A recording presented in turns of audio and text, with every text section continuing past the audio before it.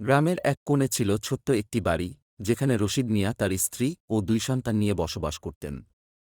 রশিদ মিয়া একজন দিনমজুর, প্রতিদিন সকালে কাজের সন্ধানে বেরিয়ে পড়তেন এবং যে কোনো কাজ পেলেই তা করে ফেলতেন।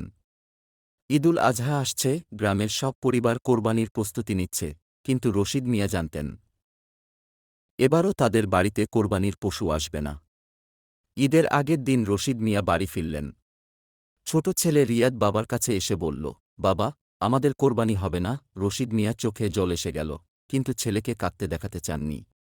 তিনি কেবল বললেন, ইনশাল্লাহ, একদিন আমরাও করব। এমন সময় গ্রামের মসজিদের ইমাম সাহেব এলেন রশিদ মিয়ার বাড়িতে। ইমাম সাহেব জানতেন রশিদ মিয়ার কষ্টের কথা।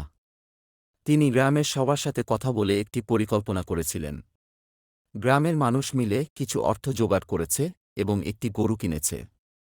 তারা সিদ্ধান্ত নিয়েছে, যারা কোরবানি দিতে পারছে না তাদের মাঝে মাংস ভাগ করে দেবে।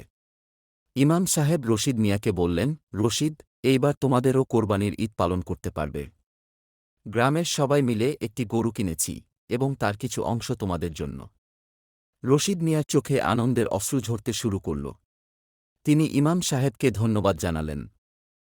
ঈদের দিন সকালবেলা গ্রামের মসজিদের পাশে সবাই মিলে কোরবানির গরু জবাই করল। রশিদ মিয়া ও তার পরিবার সেই মাংস পেয়ে অনেক খুশি হল।